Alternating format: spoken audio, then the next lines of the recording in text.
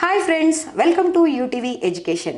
ఎంతోమంది స్టూడెంట్స్ని తీర్చిదిద్దాలనే ఉద్దేశంతో 9 ఇయర్స్ అనుభవంతో రిషి ఎడ్యుకేషనల్ సర్వీసెస్ని స్టార్ట్ చేసిన మన అఖిల్ రెడ్డి గారు మనతో పాటు ఉన్నారు. సో ఆయనను అడిగి మనం కొన్ని డౌట్స్ని క్లియర్ చేసుకుందాం. సో ఇంకెందుకు ఆలస్యం, నమస్తే అఖిల్ గారు. నమస్తే అండి. సో ఇప్పటివరకు మీ రిషి ఎడ్యుకేషనల్ సర్వీసెస్ ఎక్కడెక్కడ ఉన్నాయండి? మీ బ్రాంచెస్ అన్నీ ఎక్కడెక్కడ ఉన్నాయి? మా రిషి ఎడ్యుకేషనల్ సంస్థ అనేది ఒక 9 సంవత్సరాల అనుభవం కలిగిన సంస్థ. ఇది వచ్చేసరికి ఓవరాల్గా తెలంగాణలో అండ్ ఆంధ్రప్రదేశ్లో కూడా మనది బ్రాంచెస్ అనేది ఉండడం జరిగినాయి అన్నమాట. ఎక్కడెక్కడ బ్రాంచెస్ మేజర్గా అంటే మన హైదరాబాద్లో బ్రాంచ్ ఉంది, నెక్స్ట్ పోతే వరంగల్లో బ్రాంచెస్ ఉంది, కరీంనగర్లో బ్రాంచ్ ఉంది, ఖమ్మంలో ఉంది. ఇది తెలంగాణ వరకు ఉన్నాయన్నమాట. లైక్ ఆంధ్ర చూసుకున్నట్లయితే మనము విజయవాడలో ఉంది, దీంతోపాటు కర్నూలులో బ్రాంచెస్ అనేది మన రిషి ఎడ్యుకేషన్ సంస్థ ఉంది అన్నమాట. ఇవి మా బ్రాంచెస్ అండి. మీ ఎడ్యుకేషనల్ సర్వీసెస్ నుండి ఇప్పటివరకు ఎంతమంది స్టూడెంట్స్ని పంపించారండి? ఇప్పటివరకు మేము ఓవరాల్గా 9 ఇయర్స్ ఎక్స్పీరియన్స్లో మనం 1000 నుండి 1200 మందిని పిల్లల్ని ఎవరైతే ఉన్నారో వాళ్ళని తెలంగాణ నుండి నార్త్ ఇండియన్ యూనివర్సిటీస్ అన్నిటికి కూడా పంపించడం జరిగింది. మేజర్గా నార్త్ ఇండియన్ యూనివర్సిటీస్ ఎట్లా పంపిస్తామంటే మనం ఎక్స్క్లూజివ్గా తీసుకొని నార్త్ ఇండియన్ యూనివర్సిటీస్కి పంపించడం జరుగుతుందండి. సో ఇందాక మీరు నార్త్ గురించి చెప్పారు కదా సార్. అవును. అంటే మన సౌత్ ఇండియన్ యూనివర్సిటీస్కి నార్త్ ఇండియన్ యూనివర్సిటీస్కి గల డిఫరెన్స్ గురించి మీరు చెప్పగలరా? ఎందుకు మీరు అంటే మన సౌత్లో కూడా చాలా యూనివర్సిటీస్ ఉన్నాయి, అయినా కూడా మీరు నార్త్ని ఎందుకు ప్రిఫర్ చేశారనేది? ఓకే, యాక్చువల్గా ఇక్కడ మన దగ్గర ఏంటంటే సౌత్లో కూడా చాలా నెంబర్ ఆఫ్ యూనివర్సిటీస్ అనేది ఉండడం జరిగింది. మన దగ్గర ఎస్ఆర్ఎల్ యూనివర్సిటీస్ కానీ, లేకపోతే వాగ్దేవి కానీ, లేకపోతే ఇక్కడ వచ్చేసరికి మల్లారెడ్డి యూనివర్సిటీ, అనురాగ్ యూనివర్సిటీ, ఇట్లా డిఫరెంట్ యూనివర్సిటీస్ అనేది మన తెలంగాణలో ఉన్నాయి. దీంతోపాటు ఆంధ్రాలో ఉన్నాయి. సౌత్ అంటే ఇప్పుడు కర్ణాటక, తమిళనాడు ఇవి కూడా వస్తూ ఉంటాయి అన్నమాట. సో ఇక్కడ మేజర్గా పిల్లలు ఎక్కడి నుండి వస్తారంటే మన లోకల్ పీపుల్ మాత్రమే వచ్చి చదువుకోవడం జరుగుతుంది. ఇక్కడ లోకల్ పీపుల్ అవ్వడం వల్ల ఏం ఉపయోగం అంటే పిల్లలకి కమ్యూనికేషన్ స్కిల్స్ అనేది డెవలప్ కావన్నమాట. సో మనం ఎందుకు నార్త్ ప్రిఫర్ చేస్తున్నాం పిల్లల్ని అంటే ఇక్కడ నుండి నార్త్ పోయిన పిల్లలకి మేజర్గా వచ్చేసరికి లాంగ్వేజ్ బ్యారియర్ వస్తుంది. ఓకేనా, ఫస్ట్ ఇయర్ లాంగ్వేజ్ బ్యారియర్ ఉన్నా కూడా తర్వాత వాళ్ళు సెకండ్ ఇయర్ కానీ థర్డ్ ఇయర్లో కానీ పిల్లలకి ఏంటంటే లాంగ్వేజ్ పరంగా ఫ్లూయెన్సీ వస్తుంది. దీంతోపాటు నార్త్ ఇండియా ఉన్న యూనివర్సిటీస్ ఏవైతే ఉన్నాయో ఇవన్నీ కూడా అక్కడ డిఫరెంట్ కంట్రీ పీపుల్ కూడా వచ్చి చదువుకుంటున్నారు అనమాట. లైక్ మన దగ్గర చూస్తే మేజర్గా మన లోకల్ పీపుల్ వరకు మాత్రమే వస్తూ ఉన్నారు. అదే నార్త్ ఇండియన్ చూసుకున్నట్టయితే డిఫరెంట్ కంట్రీస్ నుండి వస్తున్నారు.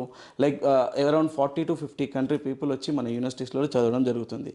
దీనివల్ల ఏంటంటే మనకి ఇంగ్లీష్ కమ్యూనికేషన్ పెరగడం జరుగుతుంది. దీంతోపాటు డిఫరెంట్ ఏరియా, ఇప్పుడు నార్త్ ఇండియా అంటే నేను మీకు ఇందాక చెప్పినట్టు అబ్రాడ్ నుండి వచ్చే పిల్లలు కాకుండా డిఫరెంట్ స్టేట్స్ నుండి కూడా రావడం జరుగుతుంది పిల్లలు. దీనివల్ల ఏంటంటే కల్చరల్స్ కూడా ఇప్పుడు వాళ్ళ కల్చర్ మనం అడాప్ట్ చేసుకోవడం కానీ, మన కల్చర్స్ వాళ్ళు అడాప్ట్ చేసుకోవడం కానీ జరగడం జరుగుతుంది.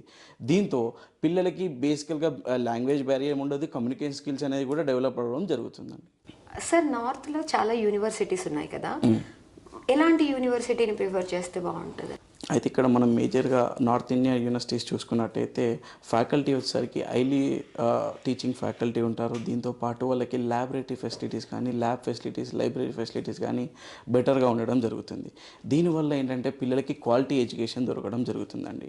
మేజర్గా మనం యూనివర్సిటీ ఏదైతే ఉందో ఐటీఎం యూనివర్సిటీ అని చెప్పినాను కదా, ఈ యూనివర్సిటీలో 28 ఇయర్స్ నుండి ఉన్న యూనివర్సిటీ కాబట్టి ఇక్కడ 10 to 15 ఇయర్స్ క్వాలిఫైడ్ స్టాఫ్ అనేది పిల్లలకి ఇవ్వడం జరుగుతుంది. వాళ్ళు దాంతోపాటు ప్లేస్మెంట్స్ కూడా number of placements ITM university ఇప్పటివరకు ఇవ్వడం జరిగిందండి. లాస్ట్ 3 ఇయర్స్ చూసుకున్నట్టయితే మనకి 16,000+ ప్లేస్మెంట్స్ అనేది ఇవ్వడం జరిగింది ఐటీఎం యూనివర్సిటీ. ఈ 16,000 ప్లేస్మెంట్స్ ఏ విధంగా ఉన్నాయంటే మనకి యావరేజ్ ప్యాకేజ్ తీసుకుంటే 7 to 9 lakhs ప్యాకేజ్లో ఇవ్వడం జరిగింది. హయ్యెస్ట్ ప్యాకేజ్ లాస్ట్ ఇయర్ చూసుకున్నట్టయితే 54 లక్షలు పర్ యానం కూడా ఇచ్చినారు. అంటే 54 lakhs పర్ యానం కూడా మనకి ప్లేస్మెంట్ ఇవ్వడం జరిగింది. ఓకే సార్, అయితే ఇప్పుడు మీ ఎడ్యుకేషనల్ సర్వీసెస్ నుండి ఇప్పటికీ 1200 మంది పిల్లలు వెళ్ళారన్నారు కదా, సో వాళ్ళందరికీ ప్లేస్మెంట్స్ వచ్చాయా? డెఫినెట్గా అండి. మా దగ్గర నుండి పోయిన 1200 మంది పిల్లలు ఎవరైతే ఉన్నారో అందరికీ రావాలని చెప్పి నేను చెప్పట్లేదు. ఇక్కడ ఏంటంటే 70 to 80% పీపుల్ ఎవరైతే ఉన్నారో వాళ్ళందరికీ కూడా ప్లేస్మెంట్స్ ఇవ్వడం జరుగుతుంది యూనివర్సిటీ ద్వారా. ఎందుకంటే ఇక్కడ డల్ స్టూడెంట్స్ ఉంటారు, దీంతోపాటు మెరిట్ స్టూడెంట్స్ ఉంటారు. వీళ్ళందరికీ కూడా ప్లేస్మెంట్ కాలేజ్ ఇవ్వడానికే చూస్తుంది. దీంతోపాటు కాలేజ్కి 800+ కంపెనీస్తో టైఅప్ అయిందనమాట.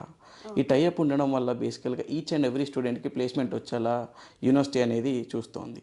ఓకే, అంటే ఇప్పుడు చాలా యూనివర్సిటీస్ అంటే ఎలా చెప్తారంటే 100% ప్లేస్మెంట్స్ అని చెప్తూ ఉంటారు కదా సార్. అంటే నిజం చెప్పాలంటే దాంట్లో సగం కూడా ఉండదు, మనకి 50% కూడా ఉండదు. సో ఇప్పుడు మీ సర్వీసెస్ నుండి ఎలాంటి అంటే 100% ప్లేస్మెంట్ అంటే 100% ఉంటుందంటారా? మేడం ఇక్కడ ఎవరు చెప్పినా కూడా 100% ప్లేస్మెంట్ అనేది అందరూ 100% చెప్తారు. కానీ ఇక్కడ ప్లేస్మెంట్స్ అసిస్టెన్స్ అనే వర్డ్ వాడతారండి. ఎవరు చూసుకున్నా కూడా మీరు ప్లేస్మెంట్స్ అసిస్టెన్స్ వేరు, ప్లేస్మెంట్ ఇవ్వడం వేరు. ఓకే, 100% ప్లేస్మెంట్ అవ్వడం వేరు, అసిస్టెన్స్ ఇవ్వడం వేరు.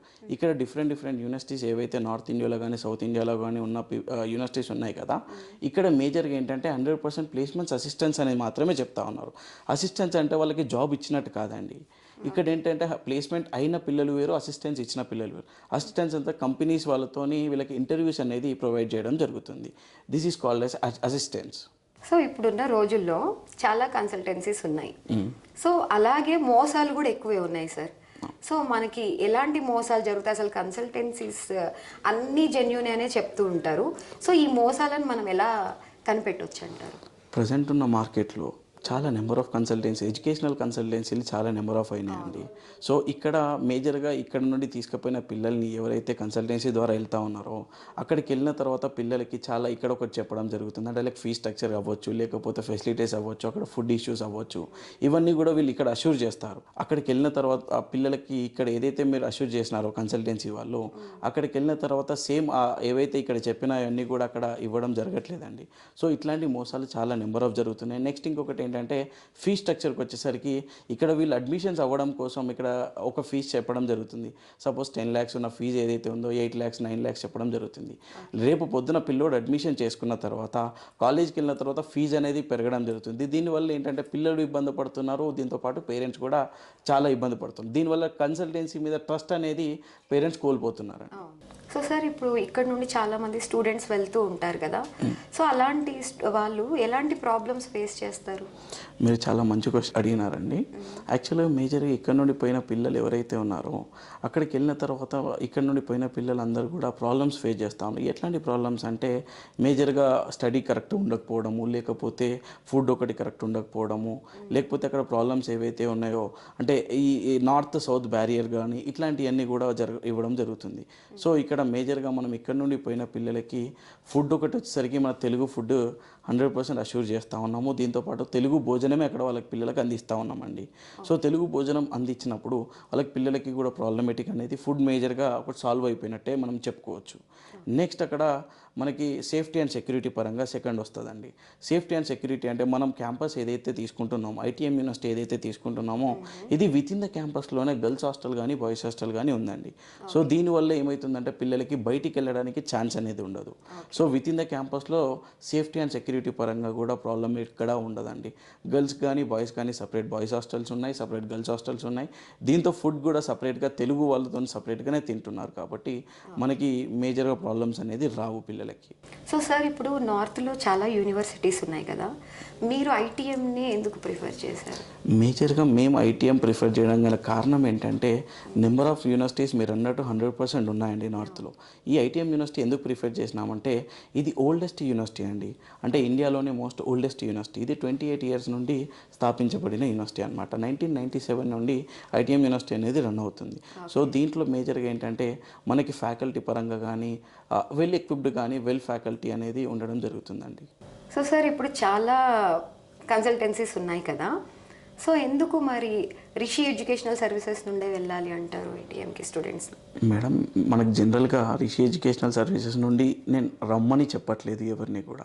మేము ఏం చేస్తామంటే మా దగ్గరకు వచ్చిన పేరెంట్స్ ఎవరైతే ఉన్నారో వీళ్ళకి క్లియర్గా ఇంటిమేషన్ చేస్తామండి. అంటే ఫీ స్ట్రక్చర్ కానీ లేకపోతే కాలేజ్ ఉన్న సిచ్యువేషన్స్ కానీ రేపొద్దున ప్లేస్మెంట్స్ ఏ విధంగా అయితే అనేది కూడా మేము పేరెంట్స్కి కానీ పిల్లలకు కానీ క్లియర్గా ఎక్స్ప్లెనేషన్ ఇస్తాం. ఇక్కడ మేజర్గా మనం అడ్మిషన్ చేయడంతో పాటు ఈ 50 rupees బాండ్ పేపర్ అనేది ఏదైతే ఉందో వాళ్ళకి అష్యూర్ చేయడం జరుగుతుంది. దీంతో పాటు మనకి ఇప్పుడు ఈచ్ అండ్ ఎవ్రీ డిస్టిక్లో ఈచ్ అండ్ ఎవ్రీ మండల్లో కూడా మన ద్వారా అడ్మిషన్ తీసుకున్న పిల్లలు ఉన్నారు, వాళ్ళతో పాటు పేరెంట్స్ కూడా ఉన్నారు. మేము క్లియర్గా ఎవరైతే మా దగ్గరికి వస్తూ ఉన్నారో వాళ్ళకి క్లియర్గా ఇంటిమేషన్ ఏం చేస్తామంటే, సార్ మీ ఏరియా నుండి ఆల్రెడీ అడ్మిషన్ తీసుకున్న పిల్లలు ఉన్నారు, వాటితో పాటు పేరెంట్స్ ఉన్నారు, వాళ్ళ నెంబర్లు ఇస్తామండి, మీరు వాళ్ళతో మాట్లాడండి. డైరెక్ట్ మా దగ్గర జాయిన్ అయ్యే కంటే ముందు ఫస్ట్ వీళ్ళని కనుక్కోమని చెప్తాము. కనుక్కున్న తర్వాత వాళ్ళకి అన్ని అష్యూర్గా అనిపిస్తే మాత్రమే మా దగ్గర జాయిన్ అవ్వమని చెప్తామండి. నెక్స్ట్ ఇంకొకటి ఏంటంటే మనం కాలేజ్కి పేరెంట్స్ పేరెంట్స్ని కానీ పిల్లల్ని కానీ తీసుకెళ్తున్నాం. అంటే విజిట్స్ కూడా పెట్టి కాలేజీలో అన్నీ కూడా ఇప్పుడు ఏదైతే మనం ఇక్కడ చెప్తా ఉన్నామో ఇవన్నీ కూడా కాలేజీలో చూసిన తర్వాత అన్నీ వాళ్ళకి బెటర్గా ఉన్నాయి అనుకుంటే మాత్రమే మా దగ్గర జాయిన్ అవ్వమని చెప్తున్నాం. మా దగ్గర జాయిన్ అయిన పిల్లలకి వాళ్ళ కోర్స్ కంప్లీషన్ అయిపోయే వరకు కూడా మేమే వాళ్ళకి సేఫ్టీ అండ్ సెక్యూరిటీ పరంగా చూసుకుంటా ఉన్నాం. నెక్స్ట్ ఫుడ్ దగ్గర స్పెషల్ కేర్ అనేది తీసుకుంటున్నాం. ఎందుకంటే మనం ఇక్కడ నుండి పంపించిన పిల్లలు ఎవరైతే ఉన్నారో అక్కడ నార్త్ ఇండియన్ ఫుడ్ అనేది ఇవ్వడం జరుగుతుంది చాలా యూనివర్సిటీస్లో. మన దగ్గర మేజర్గా సౌత్ ఫుడ్ తెలుగు ఫుడ్ మాత్రమే ప్రొవైడ్ చేయడం జరుగుతుంది. దీనివల్ల మన ఇంటి దగ్గర ఎలా అయితే తింటామో పిల్లలు అక్కడ కూడా సేమ్ యూనివర్సిటీలో ఇదే ఫుడ్ అనేది దొరకడం జరుగుతుంది. దీనివల్ల ఫుడ్ ఇష్యూస్ కూడా అన్నిటికీ సాల్వ్ అయిపోతున్నాయండి. Okay sir, thank you so much. అంటే చాలా మంది పేరెంట్స్ వాళ్ళ పిల్లల్ని మెయిన్ అంటే ఈ యూనివర్సిటీస్కి పంపించాలనుకునే వాళ్ళందరూ భయపడుతూ ఉంటారు. ఎలాంటి కన్సల్టెన్సీని మేము ఇచ్చేయాలి అంటే ఎలాంటి సర్వీసెస్ ప్రొవైడ్ చేస్తారో అని తెలియక భయపడి చాలామంది ఆగిపోతుంటారు. సో అలాంటి వాళ్ళందరికీ కూడా మీరు ఒక మంచి క్లారిఫికేషన్ ఇచ్చారు. So thank you so much sir. Thank you అండి.